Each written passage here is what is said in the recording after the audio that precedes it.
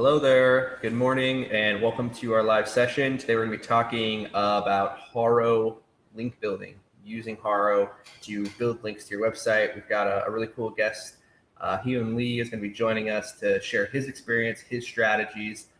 Before we get into the specifics of this session, I want to do my normal shout outs. So first of all, if you have not already, please like this video and subscribe to our channel. We host these sessions regularly. We've got stuff coming up in the next couple of weeks around refreshing content, optimizing customer research, all kinds of different topics related to content, marketing, SEO, all that good stuff. So if you want to be sure to join us for the upcoming sessions, please subscribe here on YouTube. And then the other way that you can join our group here is by visiting yesoptimist.com/tofu. TOFU, that's top of the funnel. And top of the funnel is our free community for marketers, content marketers, SEOs. We've got in-house folks and agencies, freelancers, et cetera. We're all chopping it up in there, and that's usually where we share these sessions first. And we also have exclusive AMAs, guides, tutorials, all kinds of stuff that gets shared in that group for myself as well as other folks. So if you've got questions or you're looking for content about how to level up your game from a content marketing and SEO perspective, we'd love to have you join our group here. As I said, it's a free Slack group, so just visit that URL and you can join us there.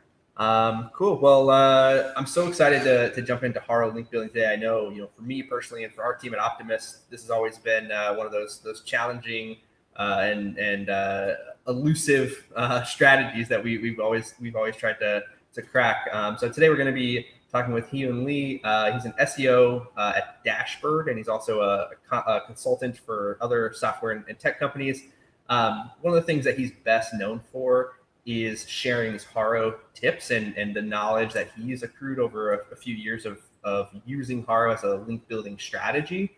If you're not familiar with Haro, stands for Help a Reporter Out. It's this free email digest that really it connects writers and journalists with sources in different industries to include in content that they're writing. And so a lot of marketers use it as a way to source or to identify and find sources for their own content. We can also use it as a link building strategy. And so Hyun, I know on his site, he's advertised that he's used Haro to generate links from sites like Inc. or Reader's Digest or Business Insider. So really high authority, high DA links coming from reputable writers and journalists around the web. And so I'm really excited to dig into his process and his strategy and learn a little bit more about how he uses the Haro service. So with that said, I'm going to go ahead and bring in Hyun Lee and we'll get things started. Hey, how's it going? Hey, good morning. How's your morning going today? Or I guess you're in Estonia, right? Right. I live in Estonia, and it's about 5 p.m. here. The weather's perfect, so I can't complain. That's great. That's awesome. Thank you for having me. Yeah. Thanks so much for joining us. As I said, I know for us, Haro has always been kind of one of those like elusive things. We've had a little bit of success with it, but we've never really figured out kind of how to scale it and turn it into a consistent workflow for a lot of our clients. So I'm super excited to learn a little bit more about kind of your process overall. And then I think we're going to talk a little bit about the kind of workflow and process elements of it, which I think are exciting. So thanks again for joining us. I'd love to just start at the very beginning. Like, how did you first get involved in using Haro? I just want to say I can totally relate to the pain points because I don't think I have seen a link coming from Haro for the first 2 years or so. Because at the time, I just didn't know what I was doing. And sometimes I was half-assing it. Sometimes I didn't check my inbox because it was just full of Haro notifications. And you know the drill. Yep. So how I got started, as any SEO, everyone looks for ways to get links, right? Great links. And at the time, it was like 5 or 6 years ago. People weren't really blogging about it or anything like that, but it was just one of those things that people sort of knew, but didn't. I don't think anyone actually knew how to actually untap what was there or tap what's there. I just kind of played around with it. Obviously, a lot of troubles along the way for the first 2 years or so.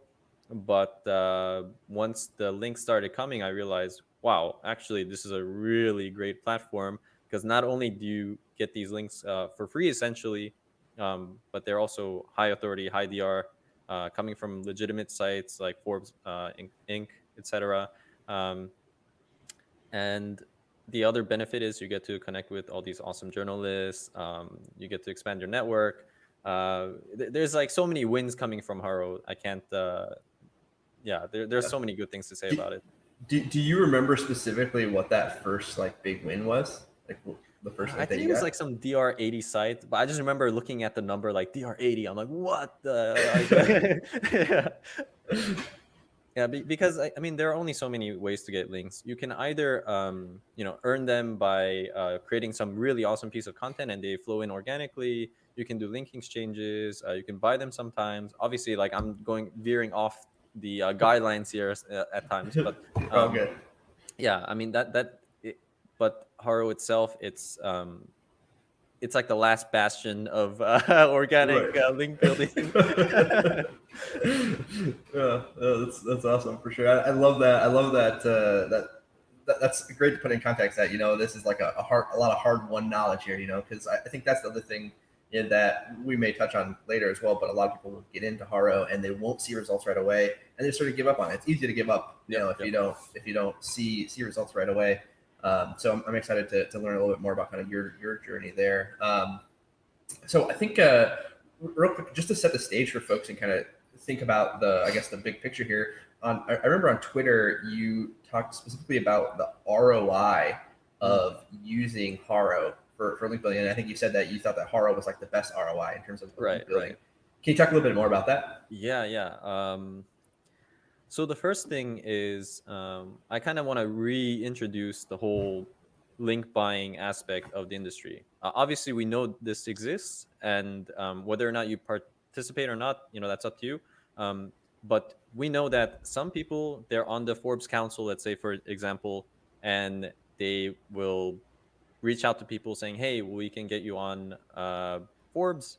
It's gonna cost you anywhere from $2,000 to $5,000." And you think about that, and you think about how little time you spend on pitching something on Mm-hmm. Haro, and you send it off to them, and you could work on a pitch for maybe 10 minutes and you might get a link from Forbes. So the ROI, I think, speaks by itself once you get that link.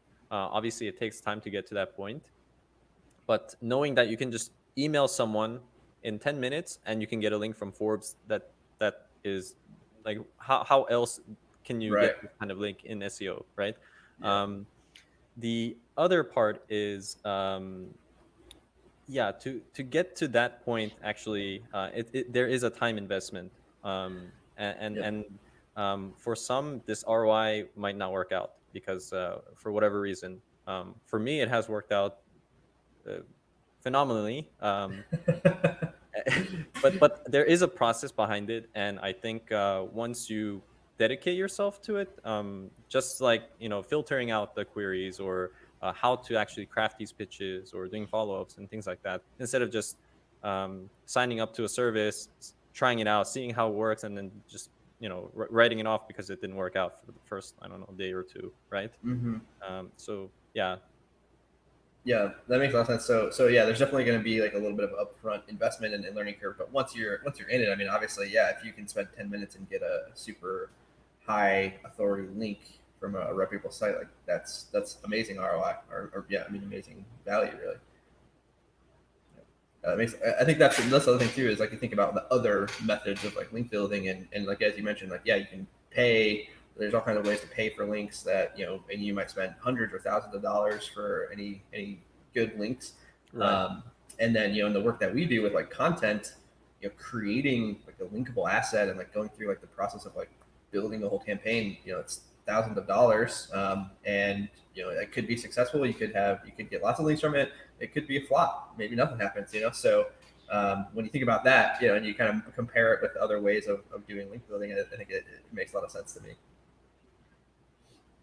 What kind of, I guess, what kind of results should people expect? Like if they're, say they're getting into Haro for the first time, like how would you set someone's expectations? It uh, Actually, a lot of people have written to me about the Haro tips, and I can tell right away if people have tried it or not. And I just tell them go try it out first, because most likely they will not get back to me after that, because they'll give up. I'm just being upfront here. If you are not really up for the challenge, like, SEO gets competitive every year. Like, we know this. Like, you've been around long enough to know that SEO gets tougher and tougher every year. There's new aspects of SEO, whether it's building new concepts, new content pages, articles, and so on. You always have to level up, right? Mm-hmm. And Haro is no different. I mean, when I first started, I could have just pitched something by googling something and then just copy pasting and sending it off, and it might get accepted. Like, really, like, no work involved. But now they really, the competition is quite stiff. You really have to up your game. You have to know, like, who you're pitching to. You have to know the angles. You have to know, like, who are you pitching on behalf of, or who are you to pitch on the story. Um, yeah, it's I don't want to say give up, but just have that mentality in place. Like, you have to be in it for the long run, just like SEO. You Mm-hmm. just have to stick around for it, and you're most likely not going to see results for a while. Just because, like, you just don't know how to filter the queries. You don't know how to pitch. You don't know what you're expecting. Um, but hopefully, by going through some of the processes that we'll cover today, that 2-year trial period that I've had, we can narrow it down to, less than a month for you, hopefully. There you go. Yeah, And that's yeah, good. I mean, that was the whole point of me sharing these free tips, because I just felt like there's just no good coming out of me just like holding on to this information, where I can kind of level everyone up and help out the community. So yeah. That's great. That's great. And what would you say now? So where you're at now with Haro, when you're doing it, do you have any sort of metrics or anything, like, I don't know, like a win rate or something like that that you track? um I would say I go for a good fit first. Okay. Meaning, I don't go for volume. I know a lot of agencies, they have a team of writers or staff, and they have certain quotas, let's say, or how to filter their own way, and then they want, I don't know, 20 to 50% reply rate or acceptance rate, and so on. Um, but the issue with going with fit is I might not pitch uh, more than 5 times a month. I might pitch less than that. Hmm. I might pitch twice a month. But the accuracy of it is, 90% plus. It might be Okay.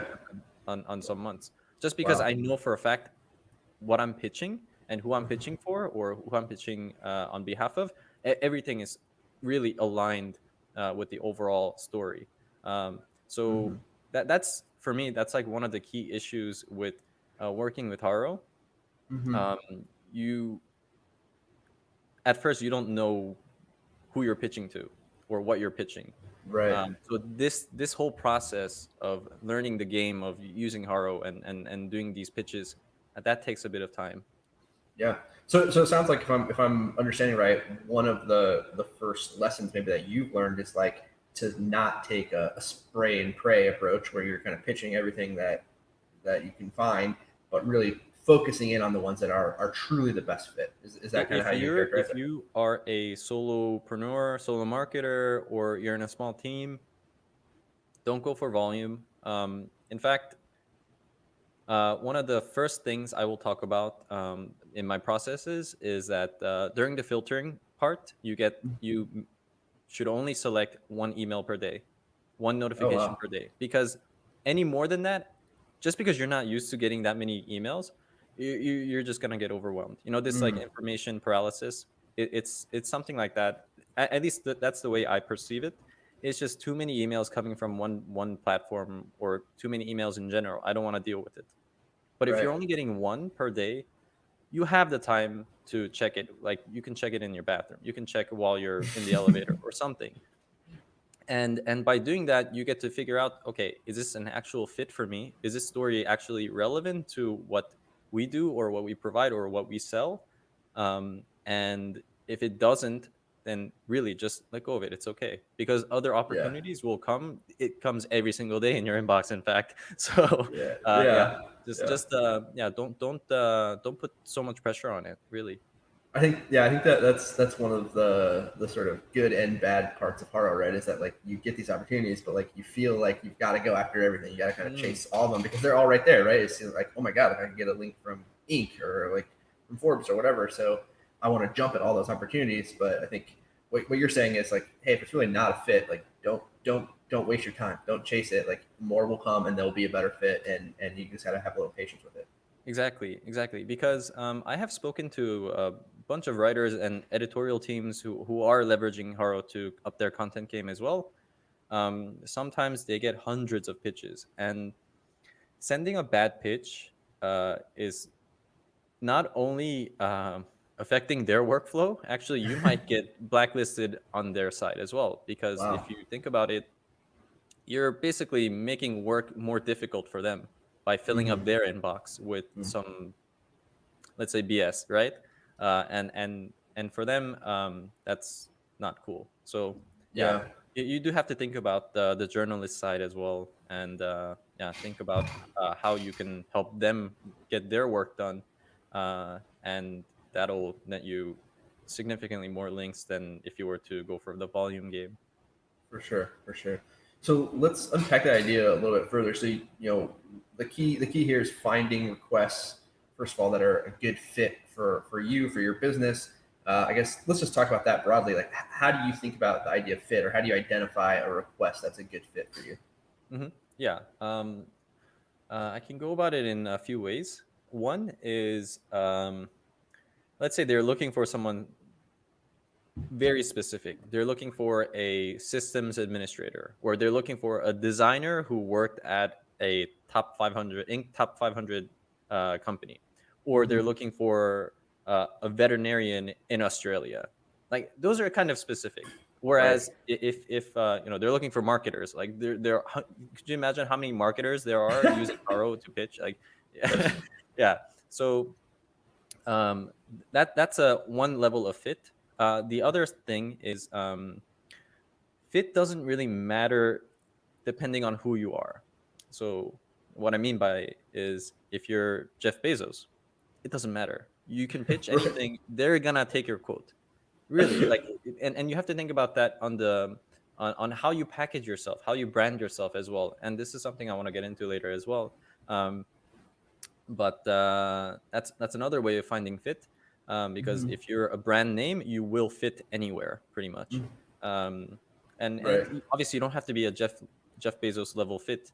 um, for example, I'll tell you one of the pitches that I did for one of my clients, Andrus Purde. He's the co-founder of Outfunnel, and he was previously the first CMO of Pipedrive, and Pipedrive Uh, is now valued at 1.5 billion dollars or so.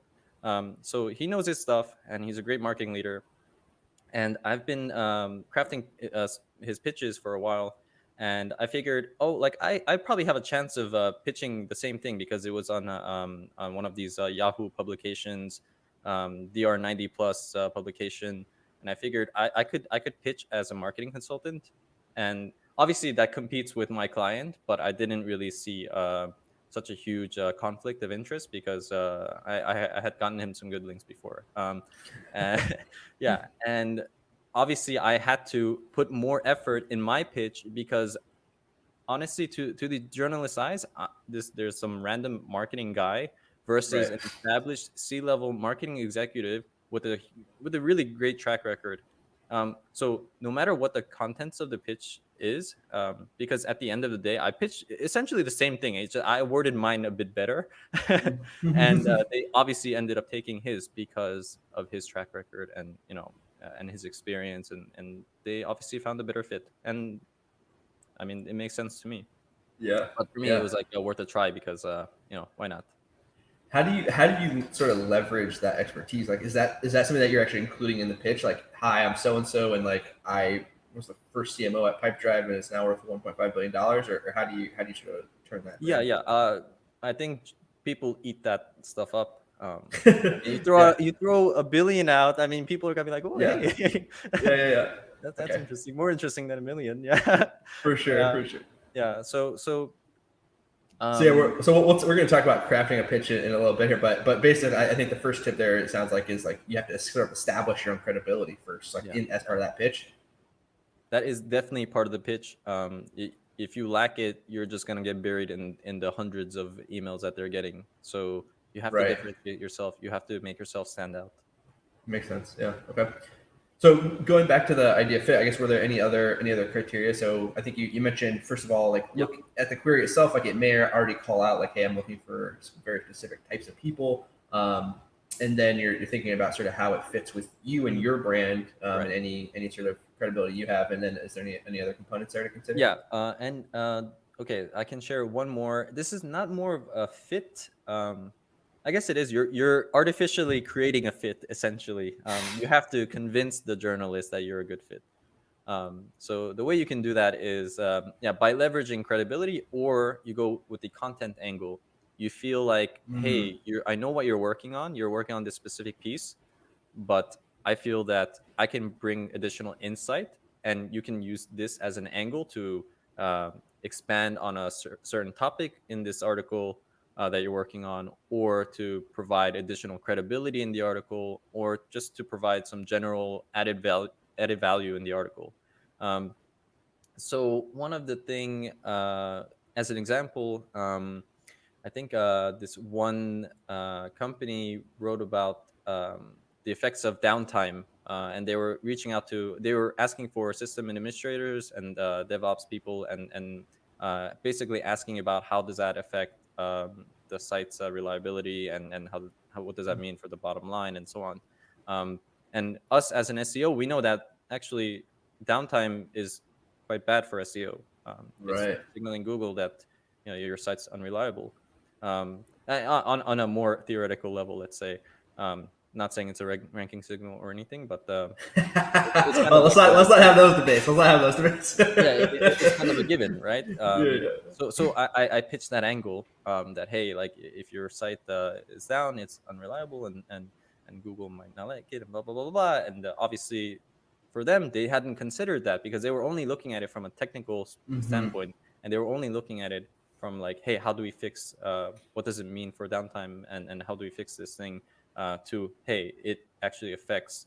The bottom line, because and how you rank on Google as well, and that's like an interesting read for their demographic as well, because maybe they also haven't thought of that idea. So Interesting. yeah, you really have to think about fit in that regard as well. You can create it. Yeah, so there's sort of like normal fit or like obvious fit where it's like, yes, this is about the thing that I do, or the person that I am, and then there's like sort of creative fit, which is like, hey, how can I also add to the story even if it's not Right. exactly what they're looking for, which Right. is sort of really interesting. Do you find yourself when you're pitching either for yourself or on behalf of clients, or at work at your full-time job, like do you tend to gravitate more towards the one where you are like a clear fit, or more like get more creative? A clear fit With for sure, but clear the fit. creative fit, it's like it, I think it develops, like it's like a muscle in your brain or something, like Right. you kind of develop for it. Hey, like this is an obvious angle that they're missing, Mm-hmm. and this is a really good fit if I just package it right and then deliver it to the journalist. Um, Right. and yeah, uh, I that's extra work for me. I obviously don't want to do that either, because why would I put extra effort into like thinking, okay, how can I like write it so that it adds additional insight, and how do I add Mm-hmm. like actual value? How do I get a quote from my client, or how do I include unique bits that haven't been covered elsewhere, and I have to like do actual research behind that as well. And yeah, that's extra work, which I don't want to be doing, right? So Right. yeah. I think that's super interesting, because I think like the takeaway that I'm hearing there is that like you have to come into it with like your own personal brand and your own kind of mentality, and then you find stuff that either is a direct fit or stuff that you think you could spin, but like don't kind of steer outside your lane. Basically, just like stay in your lane, figure out how to pull how to pull the queries into your lane, rather than try to steer, to adjust your approach or whatever for Yeah, different types of definitely queries. stay in your lane because you can only get better at creating pitches if you really focus down on your niche, right? Um, I, I think that's probably why also I have a tough time managing a lot of different clients with Haro because I, Mm, could you imagine I have to deal with lingos that lawyers use and doctors use, and they really get specific about some of the queries as well, and also in marketing and tech, and yeah, that's a lot to juggle. And at the same time, there are people also narrowing down on their niche as well if they're using Haro. So obviously, your right. pitches are not gonna be as well crafted as they are when they're niching down. Hmm. So that's a yeah, definitely a good thing to follow. Yeah. So do you? So besides fit, do you sort of filter by outlet? So well, actually, let's just provide some context here. So I know in some pitches you can see specifically like, hey, this is a reporter from this particular site. In other cases, I think it's masked, right? So you don't know what outlet you're actually pitching. I don't Um, pitch those. I can answer right away. I if I don't know what I'm getting myself into, I don't pitch. Interesting. Because I mean journalists also have to they have to get it in their heads that it's an exchange, right? Mm-hmm. You're giving them your time and insight and value in exchange for them to credit you in one way or another. And in most cases that I have tried to pitch to anonymous queries back when I first started, I think, because I was desperate. I was like, this seems like I could pitch and whatever. And I don't think any of them have turned out, yeah, and I think journalists know themselves if they're writing for a great publication, they're gonna get great answers. So why would they hide that fact? Right. Yeah. So do you, I guess in your opinion then, do you think like the anonymize function is generally used by sort of lower tier blogs and stuff like that versus high Yeah, authority I have sites? no idea who. Yeah. Fair enough. Fair enough. Okay. All right. So that's good. That's good. I mean, that's a clear definitive answer. There you go. So yeah. So skip over the anonymized ones. It's helpful. It might be worth it if you just want to build links. If you want to build links and you want to build a portfolio, Mm-hmm. and you don't necessarily care about metrics, Mm. like DR or DA, for example, because Mm-hmm. there could be some lower metric blogs that have just started out or they've been around for a year or two, and they're not really necessarily thinking about SEO. But at the same time, maybe they're super relevant to what you're doing, and a link from them would be super beneficial. Mm-hmm. So yeah, it really depends. But most of the time, I can see that the anonymized queries are quite generic as well. So I steer from those. Okay. And then so how about within the queries where they do have a publication listed, are you also filtering there? Like do you only go after the highest DA ones or how do you think about the actual publications that you're Yeah, pitching? part of my process is this is something you have to do whether you're writing it down on note pen and paper or sheets or Excel or Word or whatever. Um, but you have to remember who is a good person to pitch to and who's not, because Mm, there are some writers who bounce from publication to publication, and they're never gonna credit you. They're never gonna write to you. They're not gonna link to you, and so on. interesting. Um, I only write to publications that link back first off, because that's obviously PR is great. Yeah, credibility is great, and for some clients, they love the fact that they're being mentioned on large publication even without a link, because that gives them some authority, right? Mm-hmm. Um, but as an SEO, I do care about getting links, and for me, I'm not going to waste time on pitches that I'm not going to get a link for. Mm-hmm. So So do you have kind of like a list already of like here are the sites that I know don't yeah, I link or currently something? have my own list that I expand on, and as Mm. well as I have like an internal it's like a scar in my brain. It's like I wasted all that time building a nice pitch, and like I actually provided a lot of value, and you didn't accept it, or you accepted it and you didn't link, and yeah, it's I'm gonna remember that, that kind of thing. Yeah, yeah, for sure, for sure. Okay, and so yeah, so we're thinking about sort of sites that looking at the authority, looking at sort of the particular writer and who it is and kind of their track record, and then also does the site link? I assume also thinking about like, is it a do follow link? Is that a consideration? Yeah, that is a consideration. So again, this might not apply to you, but pretty much all the clients that I work with and the places that I've worked at, because I want to rank, I obviously care more about do follow links.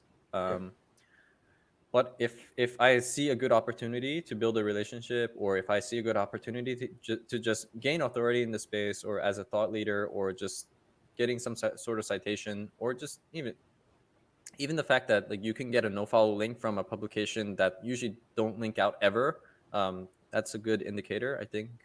So um, the the general answer is I steer away from no follow, Yep. but there are exceptions. Sure. Yeah. Sure. Okay, that's helpful. So I have sort of a hypothetical that I'm interested in. So I guess how much do you think about sort of topical relevance? So let's just make up a random example. Say it's like a woodworking magazine, and they want to write an article about tech CEOs that like do woodworking as a hobby or something. And so it's like not really relevant topically to the business, but like, is that still something that you'd be interested in if it was otherwise a good fit? There's a lot of variables there. Okay, Yeah, fair enough. in general, I'll take that link. Okay. I'll take the high if it's like actually like a really great publication. Yeah, I'll Yeah. take that link. Okay. But if I see that there's actually a lot of work involved, and then like the chances are low, and also like it's not super relevant, then all those factored in, I might even not go for that. Yeah. For sure. But For sure. it's um So maybe again, that and gets also like sort of it second tier matters. priority or something. What was that? So I was gonna say, so maybe that gets like sort of second tier priority. So if there's like a better Yeah. pitch, then go after that. But yeah. And also it depends on what you want and what your clients want. If they're okay with getting these type of links, then yeah, go for it. Yeah. If you yourself are okay with it, I mean, I would be okay with it personally, because Yeah. it can't harm you, unless you start building really these non-specific Weird. Yeah. links, all of a sudden. Yeah, Yeah. but I, that's not gonna happen, right? I mean, So that's sort of my personal opinion too. My take on it has always been like, I'd rather have that because like that seems more natural than most of the link building that happens on, like, on the internet. Like, right. And I think also I mentioned this a couple times before about relationship building. Yeah, I really do believe in relationship building, especially in this industry, because there are writers that I have spoken to a while back, but then like nothing ever happens for like 6 months, and then all of a sudden there's an opportunity to get a link from one of the publications that they're writing on. So it's it is kind of like a very long-term game that you have to really think about, and you have to seriously consider whether or not you are willing to invest your energy into using this platform. But for a lot of SEOs, it's an amazing channel for ROI and getting awesome links. So yeah, that's a great point. I think like just as a general takeaway is that like I think a lot of the tips and things that you're going to be sharing or are sharing are really focused on that human and relationship element, right? Like it's not a if you burn your source, you burn these writers or like whatever, or send lazy pitches, like you're just going to piss people off, and it's actually going to hurt you in the long run versus taking the time to find the right fit and go through the work, do the work. What would you say are the mistakes that you've seen people make when specifically when deciding like which pitches to make or which requests to respond to? I can pretty much go over all the mistakes, actually, if you're okay with that. Yeah, go for it. All of them. Let's get the list. Yeah. So the first mistake is the filtering aspect. You're getting too many emails. So bring it down to one when you first start, just so it makes it a bit manageable for you. The second is pitching to irrelevant queries that waste your time.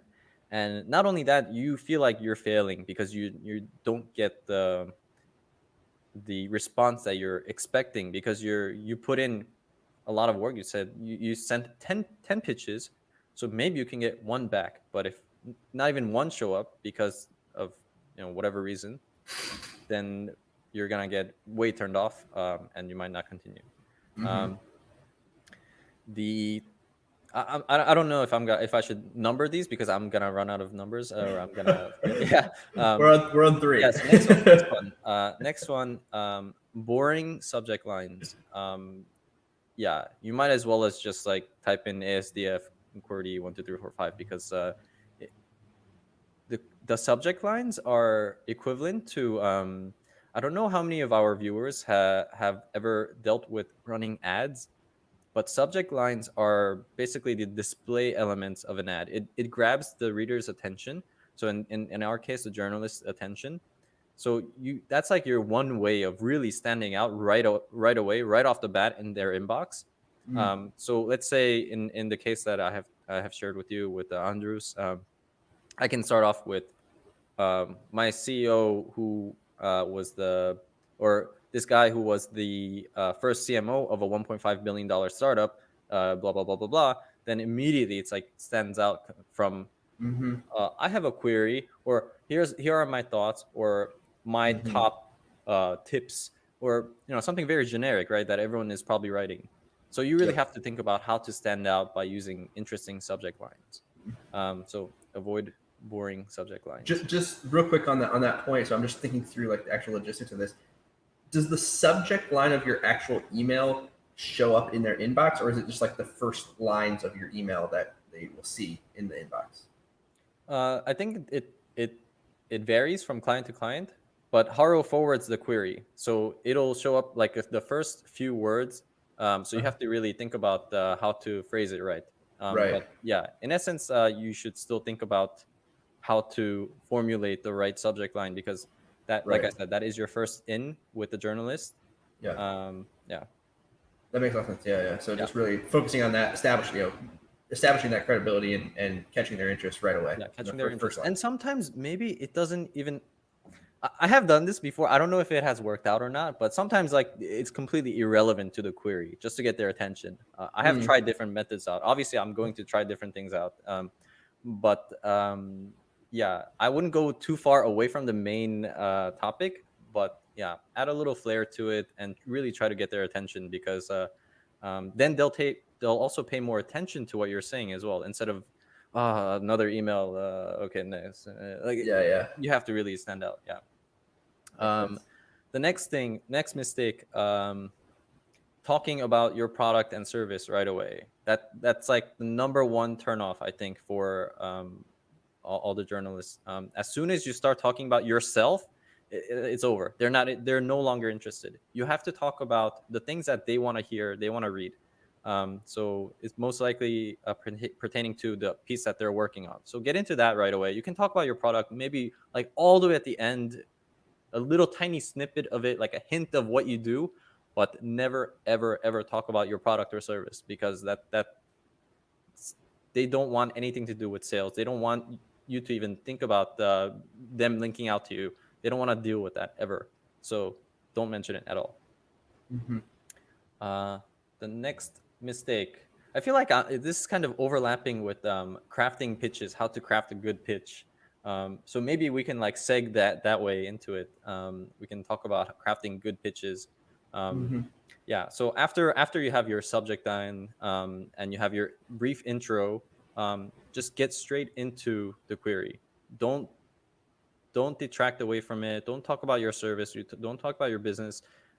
Just get into how you can help the journalist finish their work, because at the end of the day, this platform exists so it connects you, so you can both benefit. And how you can help them benefit is by doing their work for them, essentially. Yeah. And basically, you just have to make it super easy for them. Just the best thing you can do is make it so that they can just copy and paste, and that's the ideal scenario for them. Obviously, it's never going to be like that, but that's what you want to get at, right? Yeah. And by that I mean providing unique insights this means if you Google, there's nothing on the internet around what you're trying to say. Interesting. That's truly unique, right? And like there's no other. And you can provide data. Data also is quite difficult to share because first you have to have that data in the first place to share, and meaningful data is quite difficult to acquire, Mm-hmm. because it takes either time or a significant amount of resources to yeah, get that done. So Yeah. you can. So actually, here just real quick to provide context for everyone. So I think we're sort of pivoting now. So we're talking about, I think, the five. Are we into the five parts of the pitch that you want to talk about? Yeah. I would say there's like there are five. I've categorized them into five on Twitter, but Mm-hmm. there are so many nuances involved in each step, and there's a Right. lot of blurring involved. I would say there are more than five steps, five structures, but yeah, um, and the data, how you present it, it's also quite important. You can say you can bring an external party into this. Like, for instance, you can say Gartner or Forrester have conducted a study on this and XYZ, but it's not really what you're providing. They might already Mm-hmm. have that information. So make sure that it's something that is coming from you and your client or your brand or you personally. And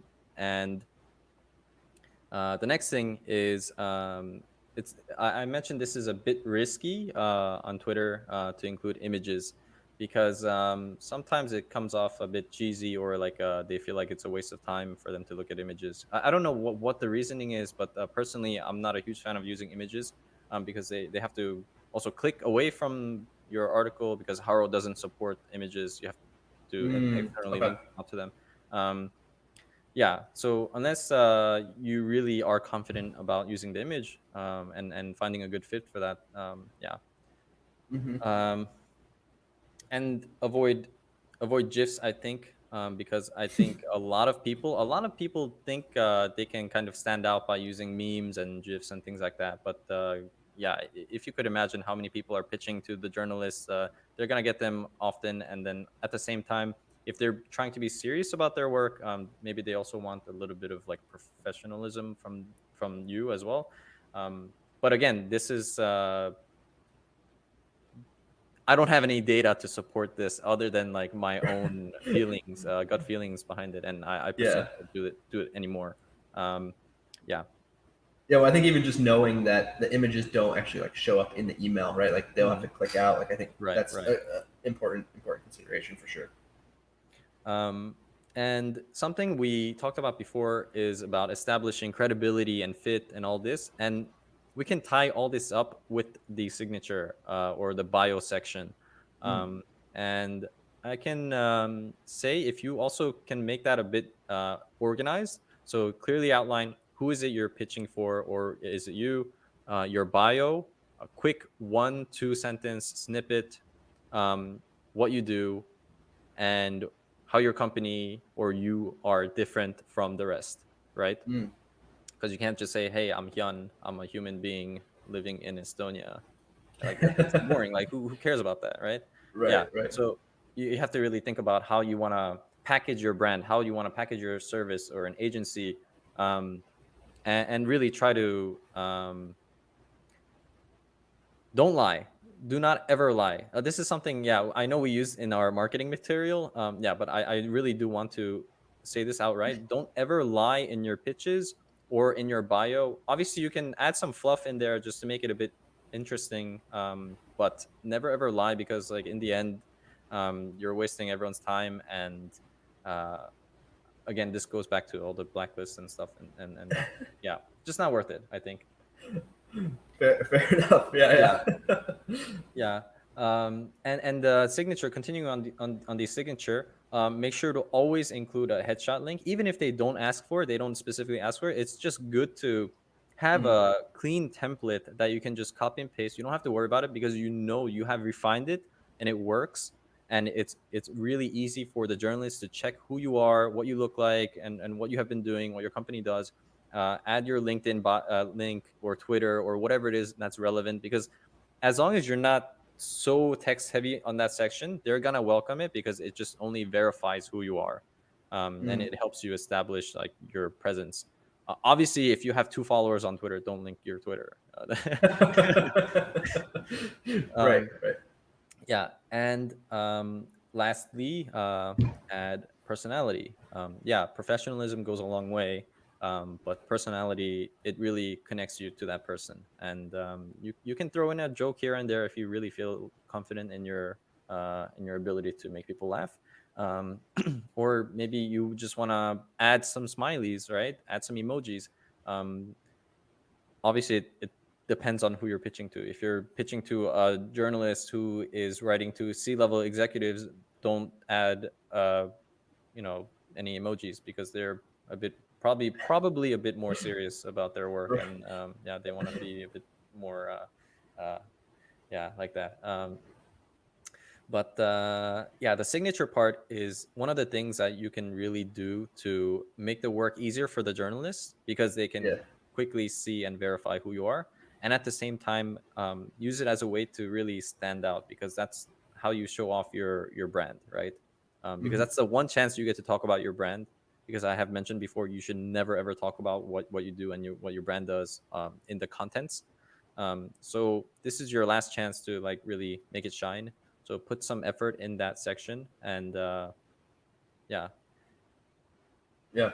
Okay. So now if we're thinking about, I guess like sort of the actual structure and the flow of how you're constructing the actual pitch, it Mhm. sounds like the first thing is you got some kind of like a hook, right? Yep. It's like an Subject line. initial like, here's, I'm so and so, I've done this. This is like why I'm credible, or something that's like interesting about you, and then you get right into the basically the response of the pitch, and then you mentioned using data and trying to kind of back that up, and then at the bottom, is that where you sort of include like, here's like my more detailed bio and links and all the stuff that you were just talking about?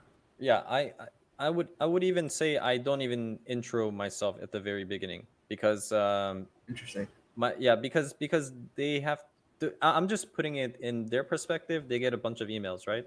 Hmm. And as soon as they click your email, it opens up to a block of text. uh, and the way I'm thinking is they don't want to necessarily start reading right away. They want to know who the person is, so they're gonna read the bio first. Mm. That's just my way of thinking, Hmm. because I have made my bio section like really stand out, and it really looks nice. Um, so they're gonna get to that first and see, okay, this person seems legitimate. Let's continue reading whatever they have to Gotcha. say. Yeah. Yeah, so I think more like that, rather than yeah, intro first and then doing Right. the contents. But the rest of it, you're spot on. Yeah. Yeah, that makes a lot of sense. I think that's tough because that's the intuition that we have, right? Is that like, I'm sending an email to like a stranger, I'm gonna first say like, "Hey, my name is Tyler. Like, Mhm. I went to college here," and like, whatever. Like, I'm gonna kind of give my whole life story, which I think from what you're sharing is sort of backwards of actually what's effective. Yeah. But I think if you have a really great intro, a hook, then use it, because my hook is the bio, right? But for someone else, that hook might be the first line, and Mm. it might be super interesting for the journalist. So Hmm. yeah, I would say, you have to play around with it, see what works for you, and adapt it to your campaign. Obviously, whatever I'm sharing right now might not fit with some brand who is doing some other things, but yeah, it's not a one size fits all kind of situation. Can you give us any examples of hooks that you've used in the past or things that have been effective?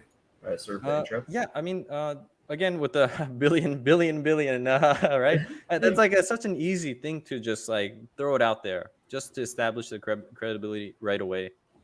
Because at the end of the day, like there's like zero chance that a title like that can be out hooked by some random marketer in some random SaaS company. Like that's just not gonna happen. Right.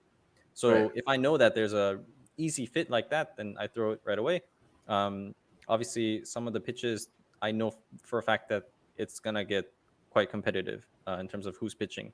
Um, in that case, I don't even make that intro. I just get straight into providing the answers that they want. They can just simply copy and paste. And On that note, if they have multiple questions in the query, let's say they have 4 questions, do it line by line, Mm-hmm. quote, answer, quote, answer, quote, answer. So yeah, just make it super easy for them. Yeah, that's Yeah. my number one tip for Haro. Just like do the work for them essentially and make it easy. I mean, yeah. I mean, to be fair, just to put it in context, that is sort of yeah. I think you mentioned this, like the point of Haro, right? It's that like I'm a Yeah. journalist, like I want this person to come to me, so I don't have to Hmm. like go try to Hmm. find people and call everyone Right, up right, right. and do the legwork. Yeah. Not to disparage anyone who uses Haro as a journalist, but I totally understand. Yeah, That's and some awesome. teams actually it's quite tough because like no team that takes this seriously, they're gonna copy and paste your work unless you have established a lot of this like relationship with them. Mhm. In some cases, they have entire teams editing, going through the pitches. Um, I know one of the companies I've spoken to, they have I think three editors in their team full time, and obviously they're not all dedicated to going through the queries, but all of them are involved in going through the queries at the Mhm. later stages, just because of the nature of the volume game that people are playing or the amount of um, emails that they get for the query. Because their site is DR86 or something, they're obviously going to get a ton of pitches every single time they put a query up. So yeah. That makes a lot of sense. Yeah. I want to talk really quick about timing. Mm. So, again, just for context for people who don't, who maybe aren't super familiar with Haro, so you can get these emails up to 3 times a day, I believe it is, and I believe your suggestion is first of all just only get one of those I three. think sometimes I have received I think 6 emails from them in one day. Oh So I'm wow, I not thought it was entirely sure 3. what the limits are Oh because gosh. there's also different categories and they also send it at different intervals throughout the day. Oh, So interesting. yeah, Okay. so yeah, your inbox can be quite full in like just 2 days. Okay. Yeah. Okay. So, yeah, how do you think about timing from Mm. the pitch perspective? Like, how quickly do you need to respond to these to be effective? I'm quite unorganized. I'm gonna be honest here. I am still on the free plan. Just because I personally don't have to do volume, and also like I go for fit, right, rather than needing more time to think about what to write about and things like that. I already kind of know the process. I can write one up super fast and just send it over. Um, in most cases, as soon as you get the email, you should probably check as soon as possible, just so you can kind of either mull it over, because it might take some time for you to think about the perfect pitch for that. Um, or maybe it's a super tight deadline. Sometimes I have received queries that expire in like 4 hours, and I'm like, whoa, hey, I was not prepared for this. And it seems like a quite a difficult pitch because I have to actually read up on the subject and things like that. Um, but you can pay for some premium subscription, and I believe you get the queries way ahead of what the free plan covers. Really, So I didn't if even you know that. are, I think the two best cases for this are if you're an agency and you need to do either volume or you have to check with your clients if it's okay to send off or not. That is definitely needed. Um, the second option is if you are the type to kind of plan things ahead and do it a bit more methodically, and you, yeah, want that edge over the competition. Because if you think about it, let's say the same pitch gets 200 queries, 200 pitches from random people. How many original pitches will there be, right? Let's say there are 100 pitches that are automatically out because the quality just isn't there. And then you have to think about whether or not they're a good fit. The person is a good fit or not. Whether they have that authority in the space, or is this like some shady looking website that is like from nowhere and like we're not going to link out to them. So yeah, so all these things get factored in, and then at the same time, how many people are pitching something original, right? So let's say even between us, let's say we pitch the same thing, but you coming from an owner of an agency and you have a whole community going, and this goes back to what I was saying before about me pitching against my client as well, who's like established in the space. They're gonna pick whoever is the best, let's say, personality, right, or the fit in that regard. But at the same time, if you get your pitch in early and everything else being equal, the first person who has pitched that idea will get the quote and they'll get the link. Okay. So I would say it's worth it if you have to think about those considerations, if you have to consider those things, and yeah, definitely worth it. Yeah, I have nothing but good things to say about Haro actually, because yeah, it's just such a great platform. And For think sure. about it, if it didn't exist, would we ever have talked? I don't know, maybe.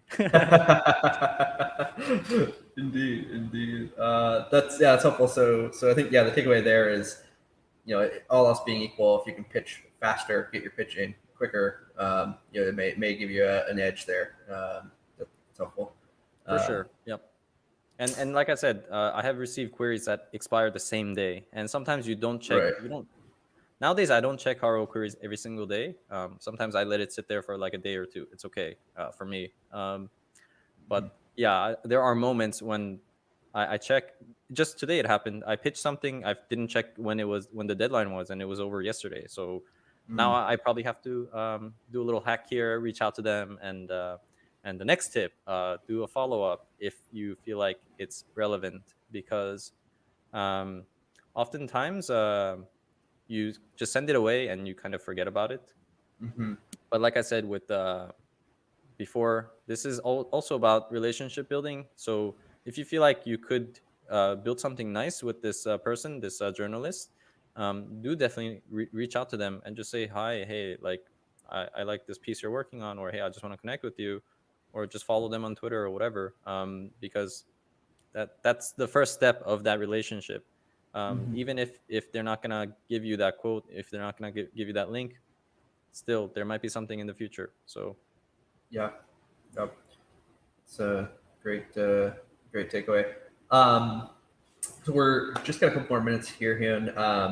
I guess just last question for you. Are there any final thoughts or takeaways? And I'm specifically interested in anything related to maybe like workflow or kind of managing these requests, sending pitches, that kind of stuff. Well, I think when I first started using Help a Reporter Out, I would pretty much dedicate my mornings. As soon as I woke up, I got my brain juices going. It's at its peak, right? So, and I would say, I don't know if that helped. I would kind of avoid it now because I don't think you need to invest the best part of your day in your, let's say, creative or whatever it is of that day towards Haro. Even though it is a good channel, is a great channel for getting free links and high authority links, to invest this important time into these pitches, I'm not sure if it's worth it. Interesting. So maybe making it more almost like a downtime activity, or kind of like a yeah, because you certainly can deal with it during those slower times. It's like checking your inbox, right, and just writing a reply.